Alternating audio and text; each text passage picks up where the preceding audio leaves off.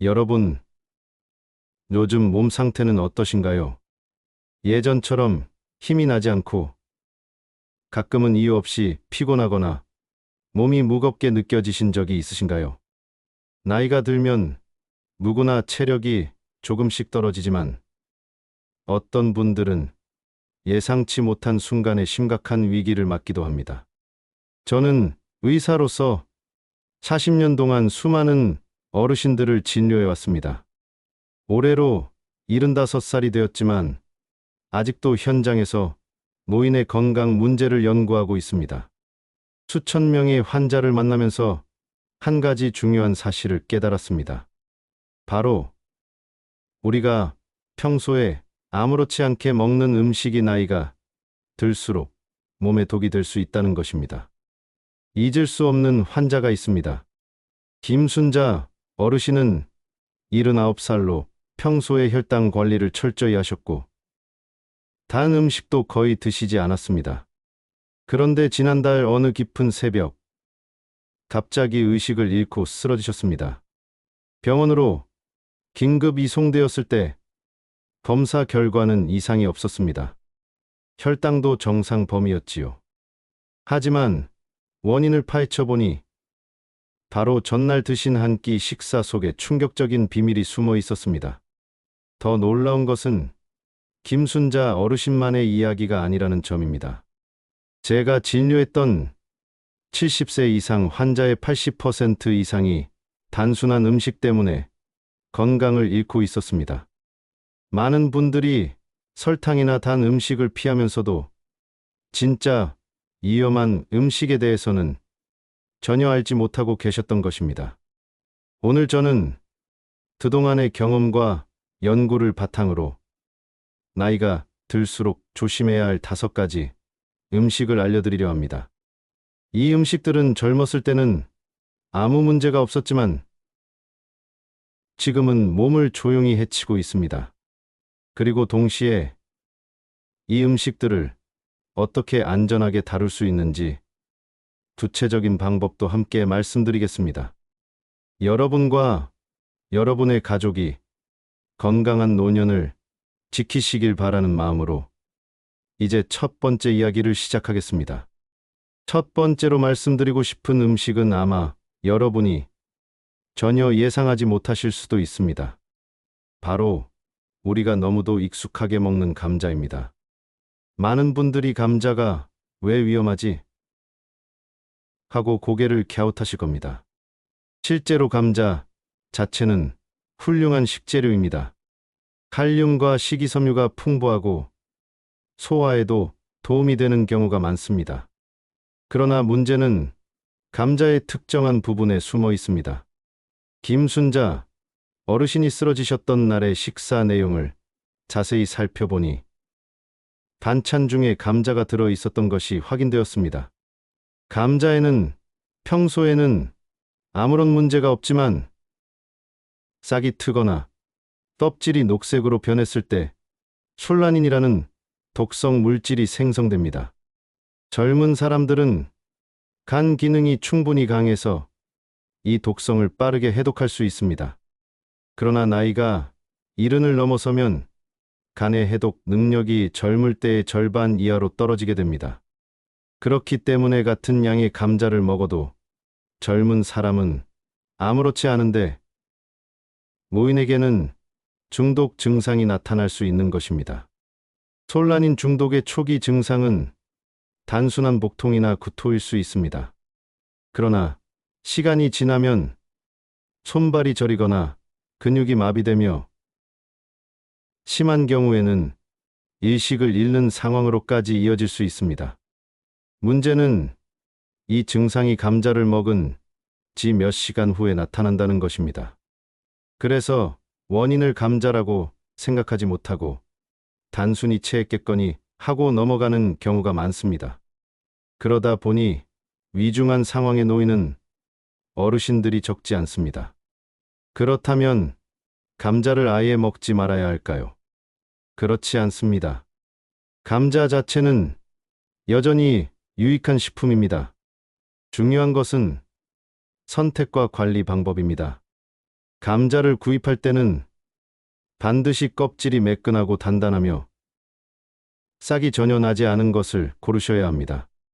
이미 구입한 감자에서 싹이 나기 시작했다면 아까워하지 마시고 과감히 버리는 것이 가장 안전합니다. 또 보관할 때도 햇볕이 닿는 곳은 절대 피해야 합니다.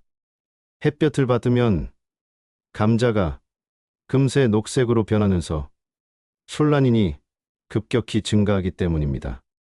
서늘하고 어두운 곳에 두고 가능하면 일주일 안에 드시는 것이 좋습니다.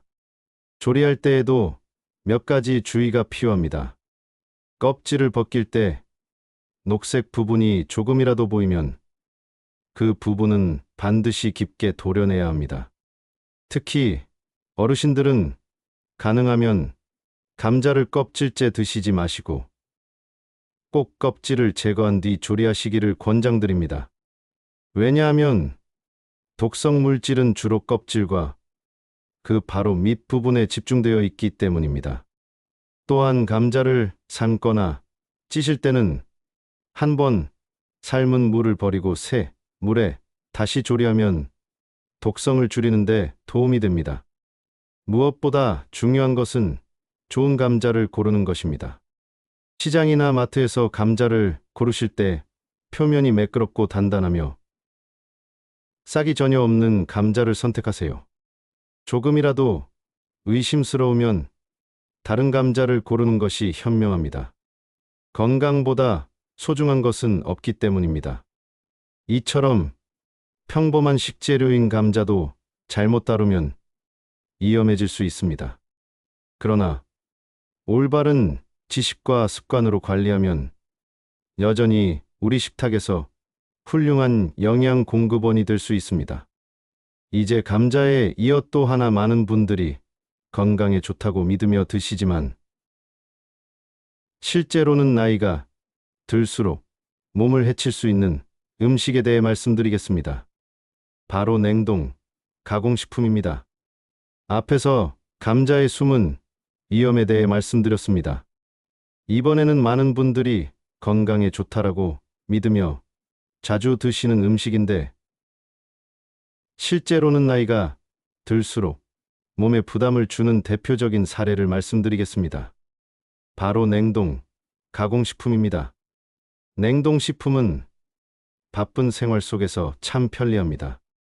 특히 1인 가구나 자녀들이 따로 사는 어르신들은 혼자 식사를 해결해야 하는 경우가 많아 냉동 도시락이나 냉동 채소 볶음을 자주 이용하시곤 합니다. 포장지에는 저칼로리, 건강식 같은 글자가 적혀 있어 안심하고 드시기도 합니다. 하지만 그 안을 들여다보면 충격적인 진실이 숨어 있습니다. 냉동 가공식품의 가장 큰 문제는 나트륨 함량입니다.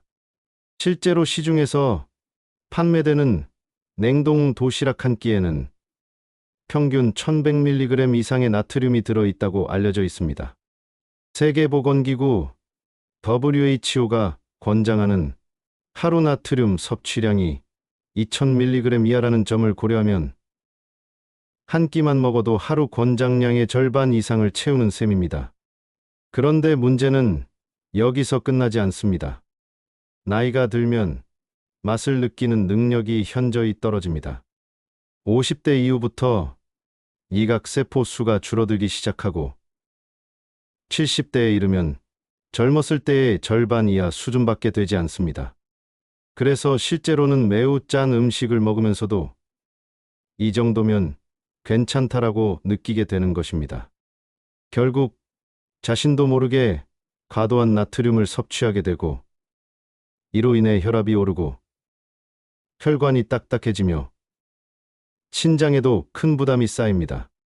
특히 이미 고혈압이나 당뇨를 가지고 계신 어르신에게는 치명적인 영향을 줄 수 있습니다. 약으로 혈압을 낮추려고 노력하면서 동시에 짠 냉동 도시락을 드시면 마치 한쪽에서는 불을 끄면서 다른 쪽에서는 기름을 붓는 것과 다름없습니다. 실제로 최민호 의사가 진료했던 환자 중 상당수가 약을 꾸준히 복용하면서도 냉동 가공식품을 즐겨 드셨고, 그 결과 혈압과 부종 문제가 쉽게 개선되지 않았습니다. 그렇다고 냉동식품을 전혀 먹지 말아야 한다는 의미는 아닙니다.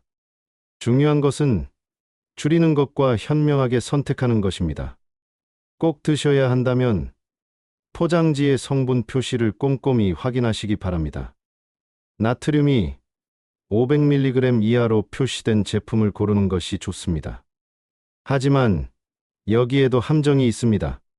저나트륨이라고 표시되어 있어도 일반 제품보다 조금 적을 뿐, 여전히 나이가 많은 분들에게는 부담이 될 수 있습니다.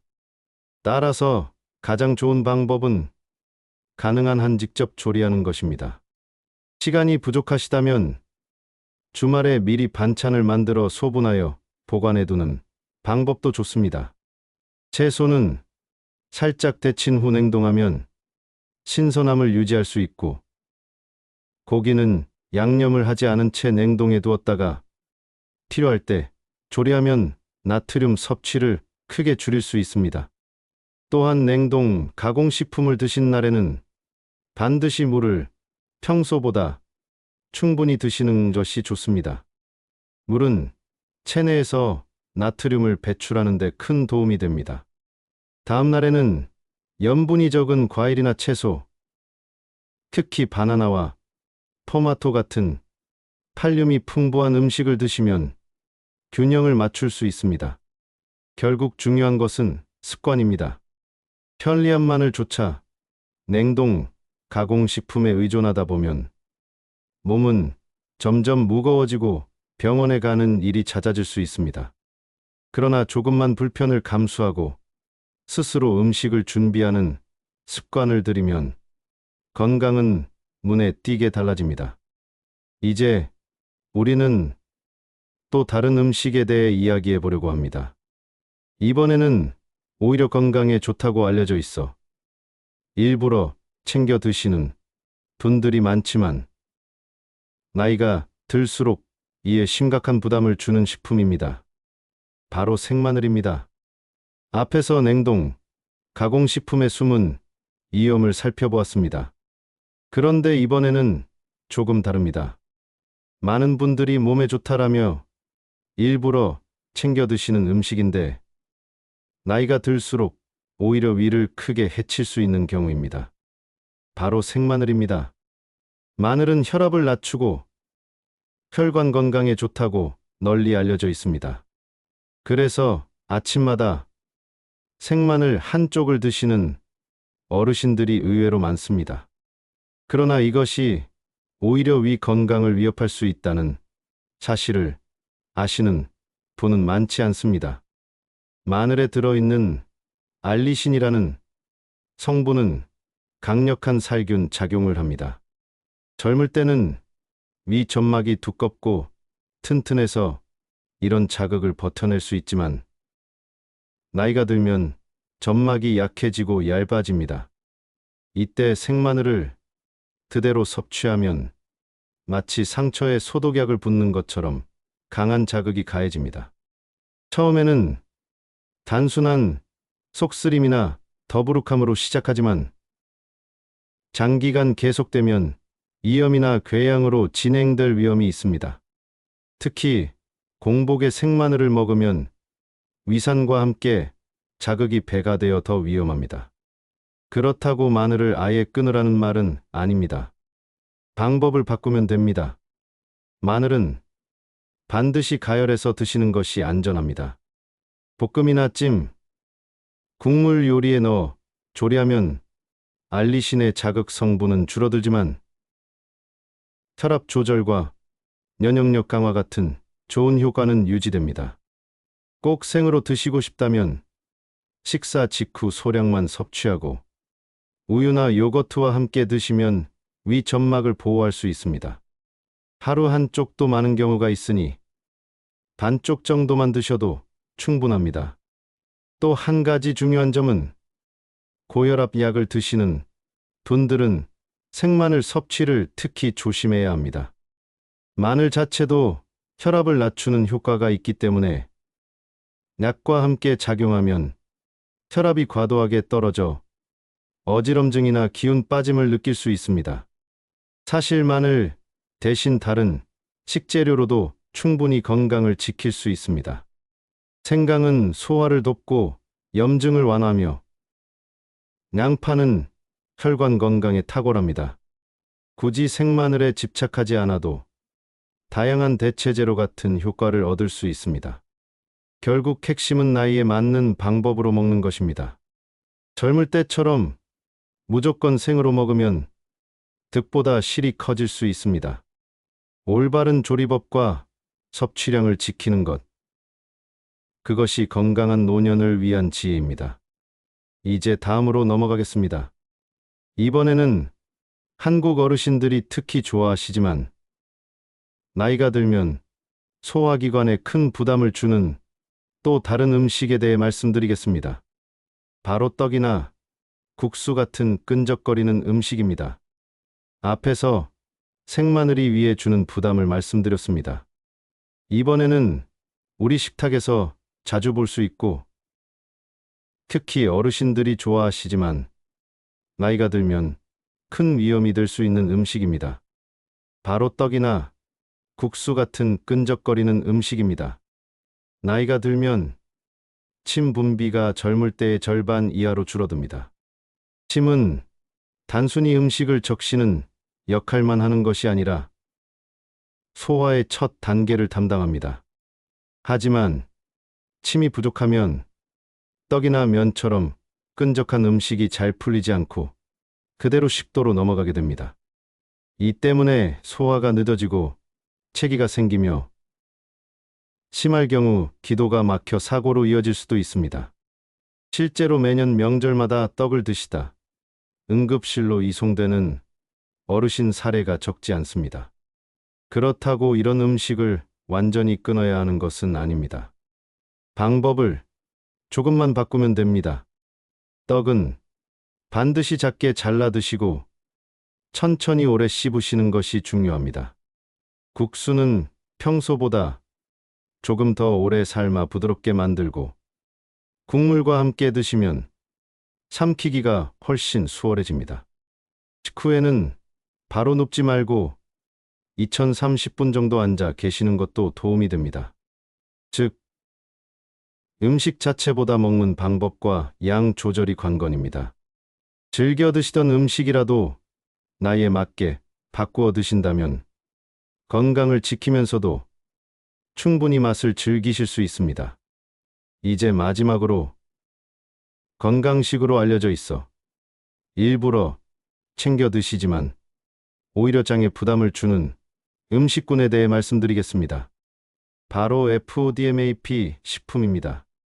앞에서 떡이나 국수처럼 끈적거리는 음식의 위험을 말씀드렸습니다.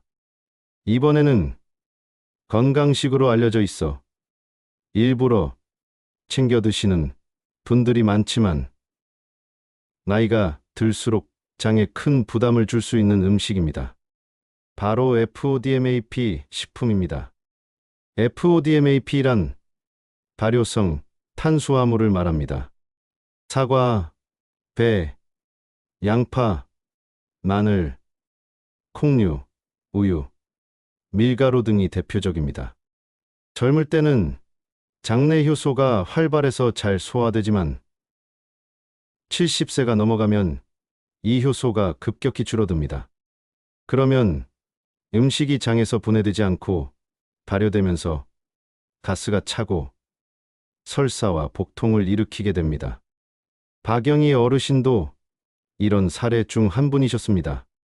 건강을 위해 매일 사과를 드시고 양파와 마늘을 듬뿍 넣어 요리하셨지만 어느 날부터 계속 배가 더부룩하고 설사가 멈추지 않았습니다.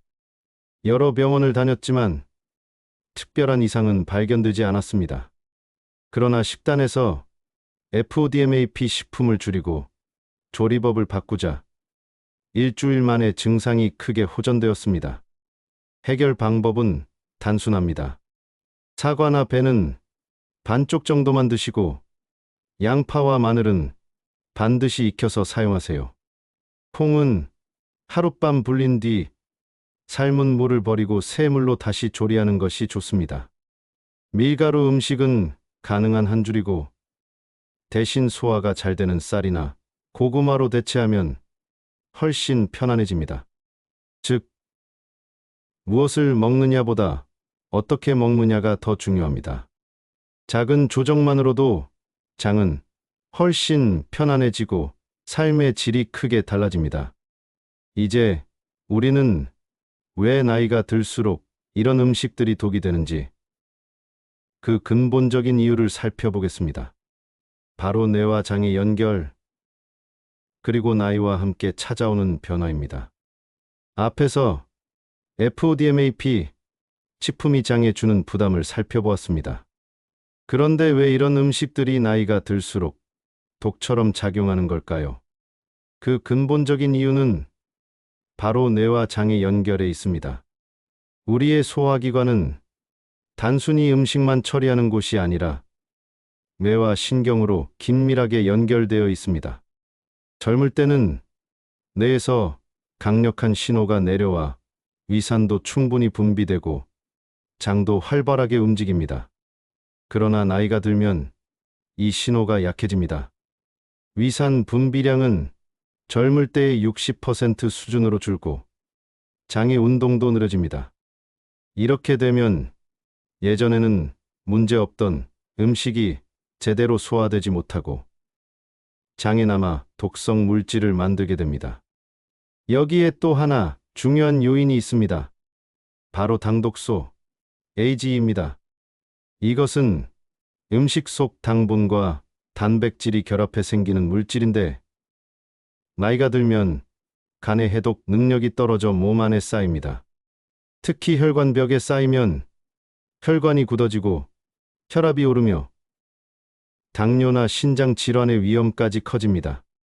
즉, 뇌의 신호 약화와 AGE 축적이 함께 작용하면서 평범한 음식조차 독으로 변하는 악순환이 만들어지는 것입니다.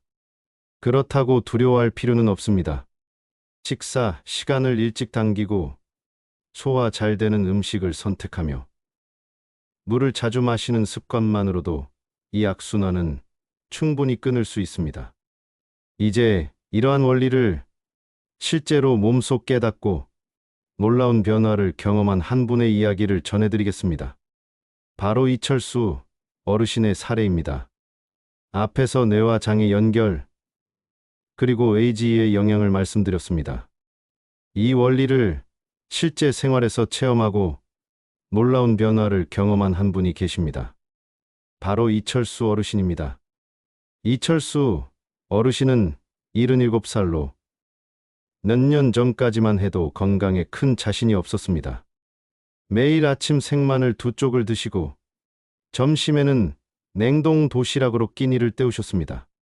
국수와 떡을 즐겨 드셨고 과일도 건강에 좋다며 사과를 하루 1개씩 드셨습니다.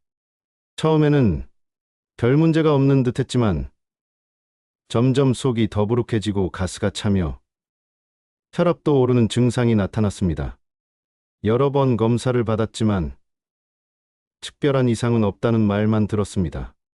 그러나 식습관을 조정하자 놀라운 변화가 찾아왔습니다.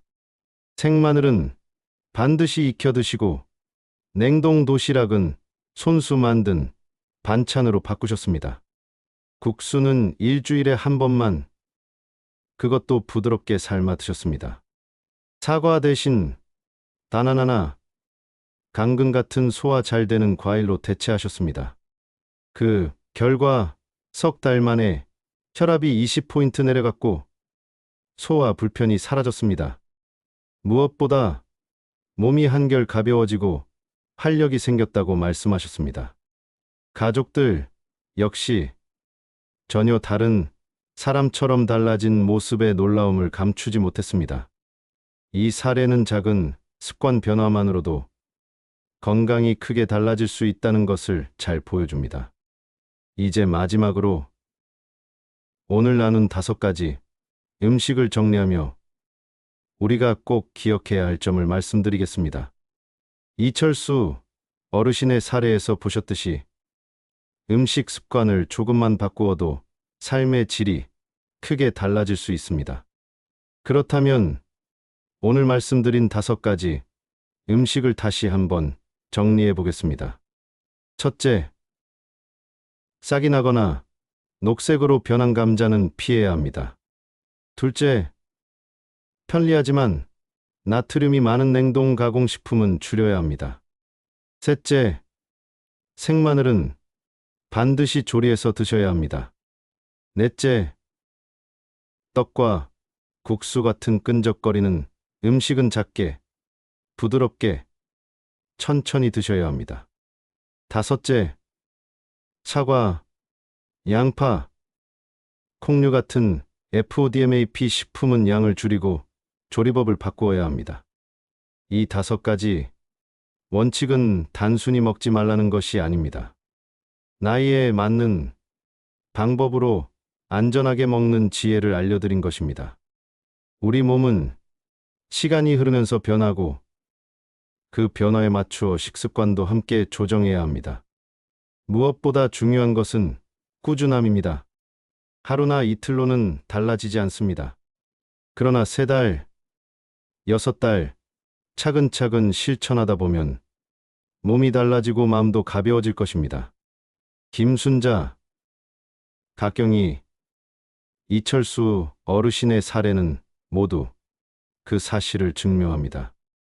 여러분도 오늘부터 작은 변화를 시작해 보시길 바랍니다. 그리고 이 이야기가 도움이 되었다면 주변의 가족과 친구분들께도 꼭 나누어 주십시오. 함께 건강한 노년을 만들어가는 것. 그것이 제가 의사로서 마지막까지 전하고 싶은 소망입니다.